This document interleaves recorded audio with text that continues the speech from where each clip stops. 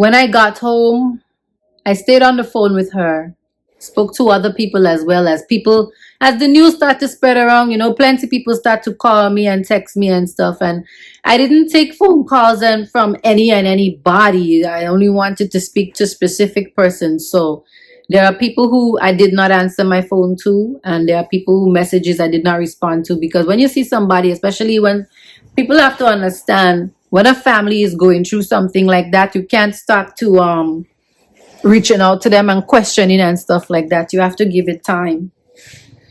So only certain persons I was answering, and I was mostly answering persons actually that could give me more information on really what happened, because I wasn't there, and I can't even ask him what happened because he can't even really talk to me. He can't even see me. He can't even, so I still don't even really know what happened. The only thing I would have known was that Cat said that he fell out. He was close to the edge, and I think he said a board break, and he just saw him go down. He fell. I didn't ask. I wasn't asking questions because it was too much to wrap my mind around. So if whatever you tell me, I just trying to soak it in, but I wasn't prying and asking questions like who was there, what really took there. No, I didn't. But I was receiving phone calls from people who would have said to me that there were other persons who were there, and when they saw him fall, they all ran away. No one ran to him to help him. Instead, they ran away from him, which I was just like, those are not true friends. But anyways, I call his sister before I go to bed because I was like, she have my number. I talk to her real good. Me and she does go down good, at least in my opinion. So I don't see why she come down a whole week, haven't reached out, and So I said, let me talk to her. I call his sister. She answers the phone, and the first thing I asked her, I said, "How are you? How are you? You feeling? You okay?" And she said, right now she can't sleep, and she thinks she's about to turn off her phone because she getting fed up with all the phone calls and the messages and stuff. She can't take it because it's making her feel like, when somebody die and people keep calling to extend their sympathy. She said she cannot take it. I said, I know how you feel. I'm not answering my phone to everybody either. And she said to me, just seeing him the way that she saw him, she said that it's painful for her to see her brother, looking like that. And she's like, I just hope nobody didn't push my brother. I don't know what happened. I don't know the situation. It's like, people was there and everybody's like, they have something different to say. And I just hope nobody didn't push my brother. And she was so passionate on the phone about it. And, she started crying. And she was like, my head hurting me. I need to go to bed, but I don't even think I could sleep tonight. And I said, just try to get some rest. I said, pray, and I filled her in. I told her, they did CAT scan and x-rays and stuff. So it's now to just, wait on the results and see what really needs to take place. I told her how everything went down at the hospital and stuff like that. And I tried to be of a support again rather than me being on the phone bawling alongside you. I said, if I start crying with them, that doesn't help. So I found strength in the fact that they were breaking down. I fought back my own emotions in order to be strong for them. Because if this was my brother, I would be losing it. And yes, even as his partner, where you think I would be losing it, I was not losing it. And there were many different reasons why I was not losing it. But I would touch on that another time because that is a whole topic and a whole spirituality all on its own. That's a conversation for another day, right? But God kept me together. He knew what he was doing.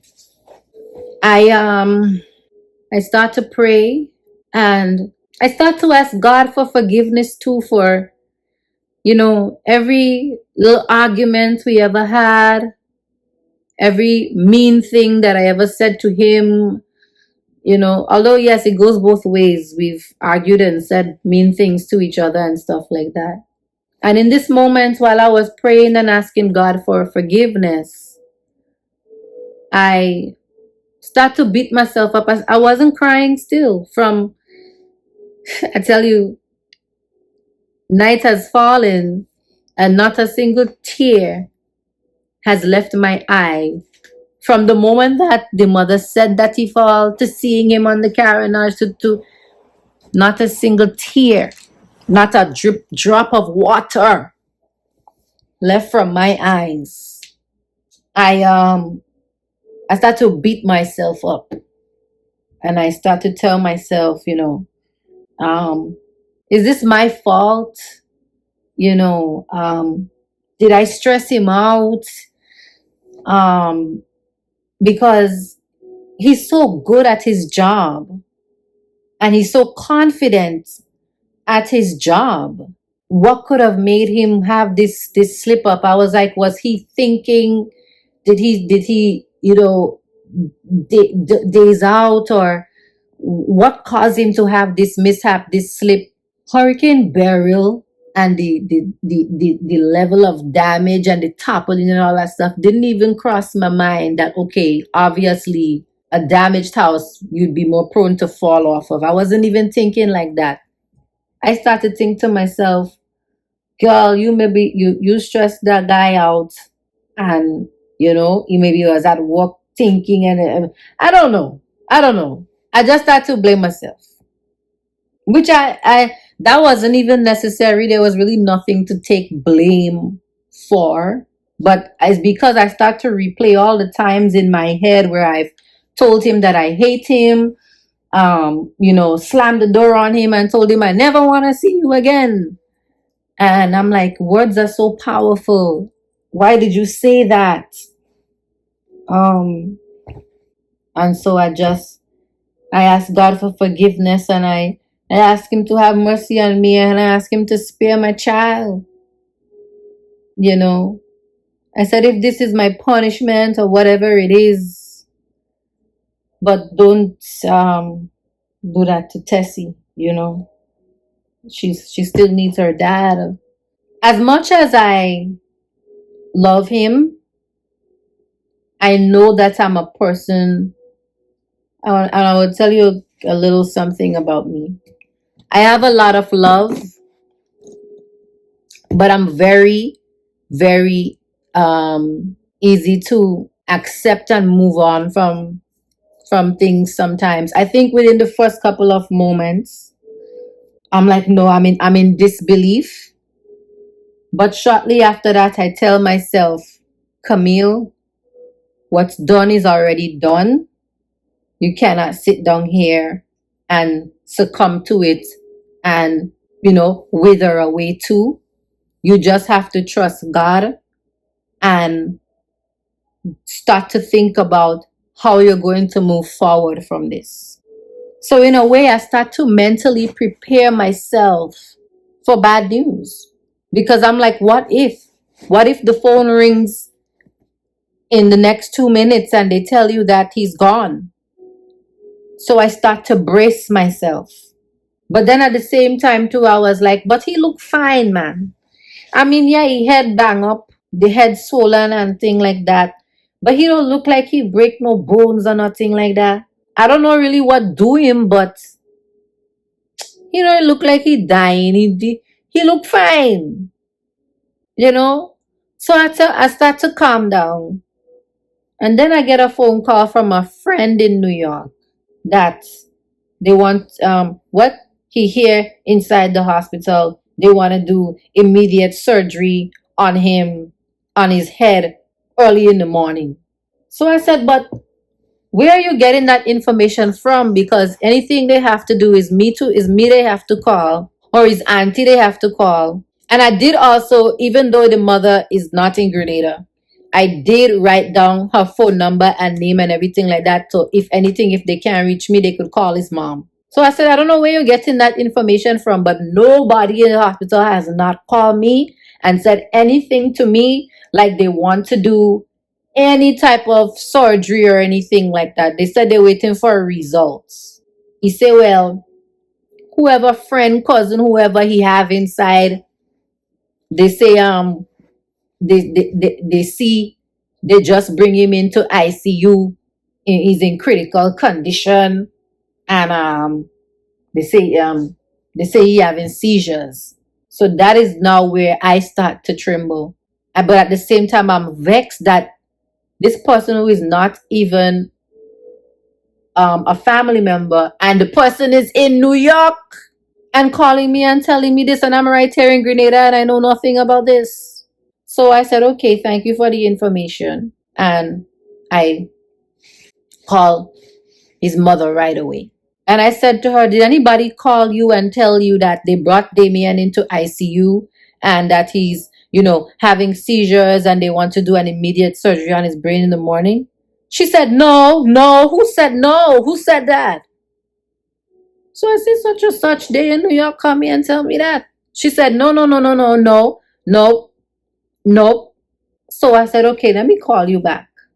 I called the auntie. Did anybody from the hospital call you and tell you that they just brought Damian into ICU and that they're saying that they want to do? She said, no, no, they didn't. And they cannot do any surgery on him until we come and sign for that. And another cousin that we have has a friend working inside of ICU too. So, and she's living in New York. So she started to get information from the person that she knows working in ICU. And then them in New York calling and telling me where I write in Grenada. Them calling me and telling me what's going on in Grenada. And I said, wow, this is so unprofessional and so crazy. But okay. She says to me, when you go in the morning, because I think you could go she said, try to go early and see, what is the really that they're going to do, because you have to sign. I said, okay. When I got up, my aunt ended up telling me that she can't watch the child for me to go because I think she and her child ended up sick or whatever the case is, and they didn't want to passage. And my baby was still young; she was only 8 months old. So now I had nobody to watch the child for me to go to the hospital. But my auntie said to me she had a friend in town that I could leave the baby with in the afternoon time. So I called the person. I met with them in town, and I gave them the baby. When I got to the hospital, and I think around this time, it was around, I want to say after 4, and which I spoke to his sister the morning because she says she's coming down from Carriacou and she's gonna go and see him. So I said, okay, at least, and his sister is his sister by mother and father. So at least, his mother could feel more comfortable that even if I didn't get to go that morning, his sister, could go. So when I spoke to her, she said she was coming up, but I thought she was going in the morning. By the time the sister reached, actually was in the afternoon time, probably 4 o'clock, around the same time that I reached in town to give the person the child. So on the way to the hospital, I'm speaking to his mother and I'm speaking to the godmother, and they said we spoke to them. They're not going and do no surgery on his brain.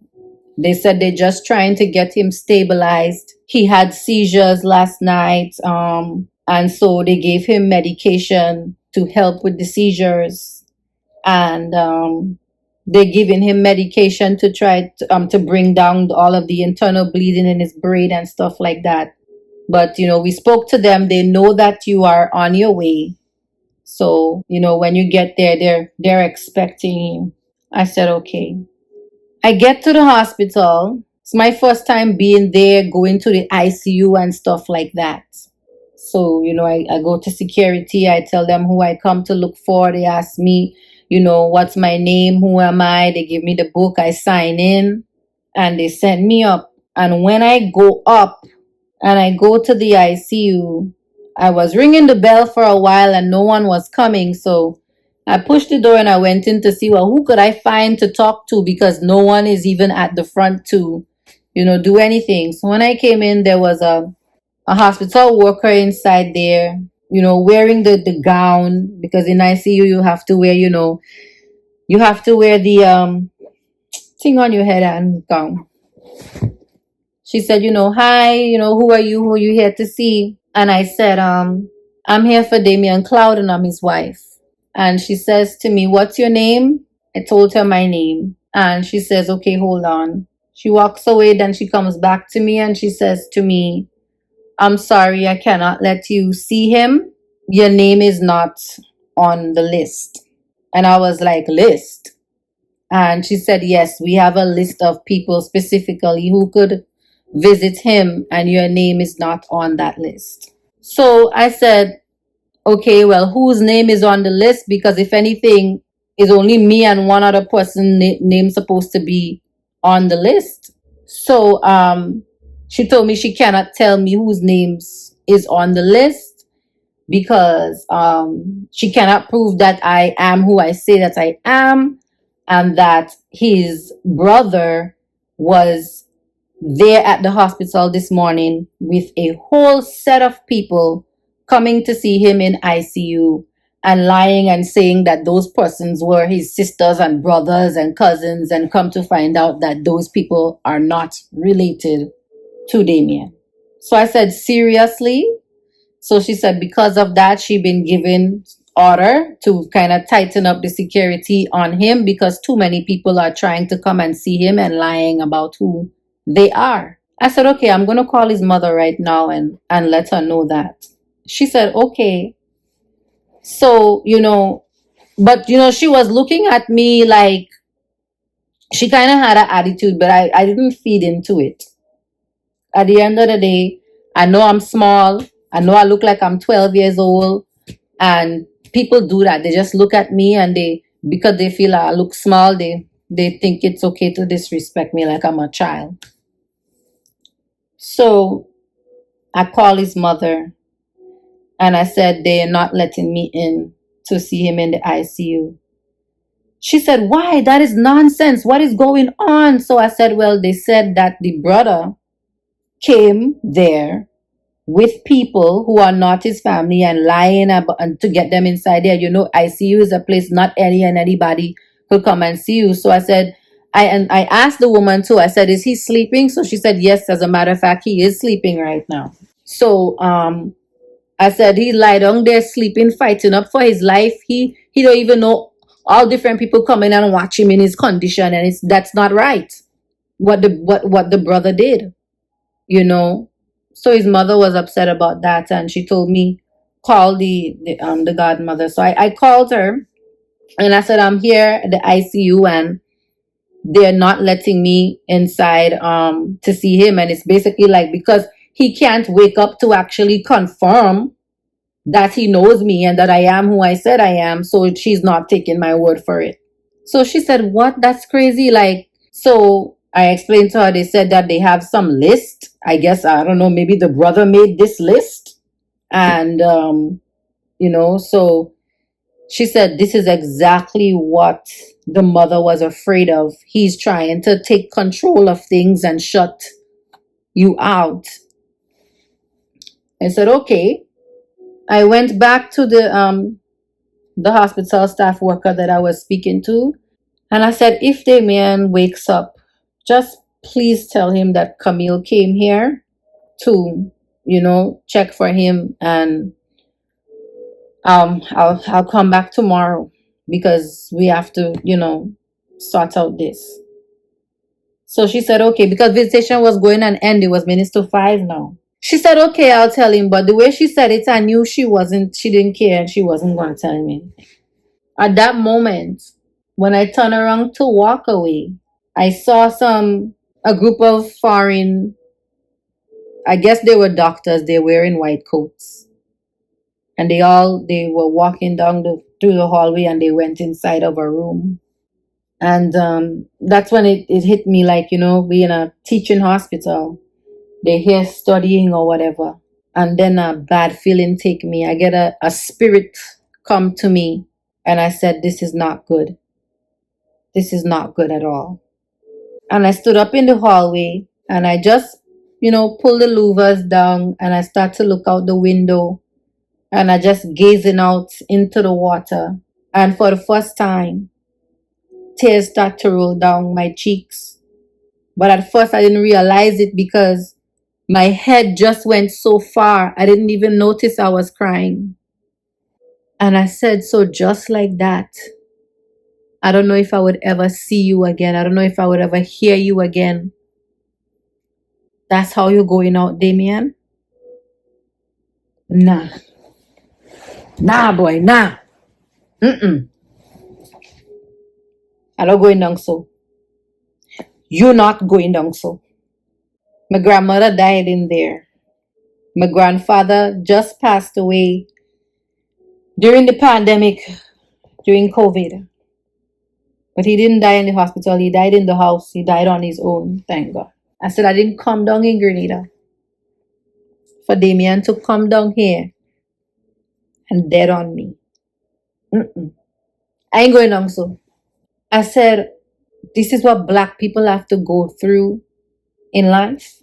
And I'm thinking about the unprofessionalism of what just took place. And so it's making me, I don't even feel secure that he's actually getting the best of care, because look at what they're allowing to happen, and the unprofessionalism of last night, people calling me and telling me, what they say is a moderate TBI, and sometimes moderate does elevate to critical or whatever. And this is what's being said in the ICU, and not a single person could call me, not a single professional inside of the hospital could call me and tell me what's going on. And then I'm just supposed to stand out here and just walk away and leave you in their care. How can I even trust them in their care if they can't even be professional enough? And there was a chair. I don't know where this chair come from. It was the only chair in the hallway. It's like God put that chair there for me. I had a bowl of food in my bag because I could barely eat. So I just threw some food in a bowl and I said, when I get outside, I'll just shove that in my mouth. So I sat down on the chair. I was very skinny. I was very frail and I was just trembling kind of. And I'm shaking and I'm forcing to put the spoon in my mouth because I'm like, I know she said you're sleeping, but are you even alive? And I'm crying. I cry. And then I start to hear voices and footsteps behind me. And when I turn around, his brother and his sister were coming. The half brother and the full sister was coming. So, I felt a hand on my shoulder afterwards. The sister, she put her hand on my shoulder and she was like, you crying? And I was like, I'm fine. But I wasn't fine. It was full waterworks and I was trembling. And she said, did you see him? And I said, no, they won't let me inside of there. She was like, why? And the brother didn't say anything. He was just like, oh, don't cry. He's going to be all right. And I didn't really answer him. And I think he came with some girlfriend or whatever. So she stayed out in the hallway with me. And the two of them went inside and they put on the gear and everything like that because, he done went and pushed up himself to put himself in charge. So his name was on the list or whatever. So the lady allowed them to go and see him. And the sister said, when she came out, she said, she told them that I'm out there in the hallway and that I came to see him. But even though visitation was already over, because when they went in and in 2 minutes they were out and they were like, he's sleeping, so it's not like he could see them anyways, and it don't make sense to stay in there, and it's already 5 o'clock. She said to me, I tried to tell them that you need to go in and see them. And they said that only immediate family could see him. It have to be only persons that's related to him by blood. And I'm not his next of kin. I'm not his immediate family. I'm not related to him by blood. So it's only like brothers and sisters. She said like mother and father, brothers and sisters could go, but you can't go. And I was annoyed because I was like, they're not even advocating for me. So anyways, we got up and we left. And I was just very quiet. I just decided, you know what? I don't know what their family issue is. Because let me tell you something. You could know people on a occasional type of situation. Families might not always show you their true ways. Just because you're with their brother, whatever the case is, doesn't mean you would know their actual true dynamic with each other now. So I was like, I'm not gonna question it, but they're moving kind of weird and something isn't really right. Because your own mother is not happy about this, but you don't really seem to be on the same page with your mom. Anyways, we leave and we go back by city, and I just wasn't ready to really go home and be by myself meditating on all of this. So I went with them, even though they made me uncomfortable and I felt very disrespected. Went to City Inn and I just drank some water and I just sat with them. I wasn't really talking to them. And they tried to be, rub my back and, oh, I know you love him and he's gonna be fine, don't worry. And in my mind, I was like, he's not gonna die. But when he comes out of this, if he comes out crippled, if he comes out a cabbage, if he comes out and, needs somebody to take care of him, you guys are not gonna be the ones bathing him, washing between the cracks of his ass, cleaning him down, feeding him. He's not gonna be your guys' responsibility. Yes, you're his sister. Yes, that's your brother, but you guys are not the one that's gonna be wiping his ass. And y'all have no fucking respect for me. So I went home, spoke to the mother, spoke to the godmother, and the mother said, I don't know really what they up on, but don't back down. She said, it's you to make decisions for him, not them. Whatever the situation is at the hospital, it needs to be fixed. I do not want that boy making decision for my son. So I said to her, well, if it's gonna be me fighting against his brother and his sister, I'm looking at it like you're gonna have to come down here because they're not considering me, they're not having respect for me. So you're gonna have to come down here. Damian was again not in a position to talk for himself when he was in the ICU. The next day, which was the Sunday, the sister called me early in the morning and she said she's going back over there.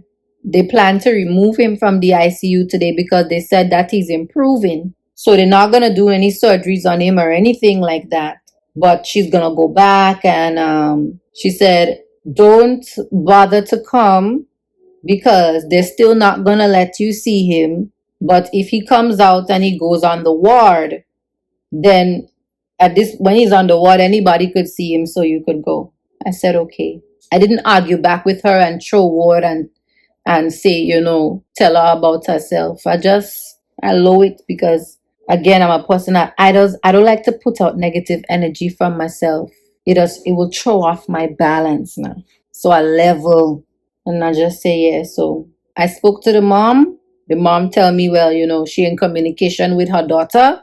And her daughter said that they are planning to remove him from there today and what. And once the mother was satisfied with the daughter communicating to the doctors and stuff, I said, okay, so long as his mom is fine, that's all I want to make sure of, right? Because She like a mother to me. That's my mother-in-law.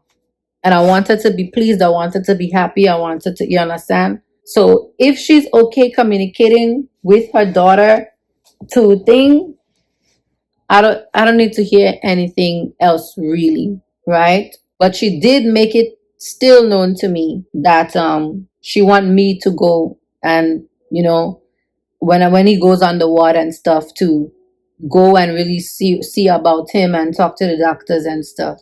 I said, "You gonna come down here?" She said, "No, I don't really think it's necessary for me to come.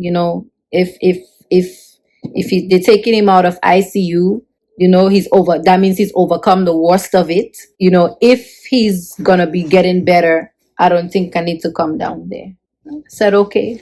That evening, they kept him in the ICU for one more evening, and then the next day, which was the Monday, they brought him out of the ICU. I was feeling so shitty that sometimes I know in order for me to feel better and be more alert, I have to look good to feel good. So I said, before I go to the hospital, let me go and go. I went to a nail salon close by the hospital. I stopped off there and I said, let me do my nails. I brushed my hair and everything like that. And I said, let me try to look decent and proper. Because I was thinking to myself too that these people are disrespecting me because I look like a child, right? I said, let me put myself together proper to where when I go to present myself, I'm going to be respected.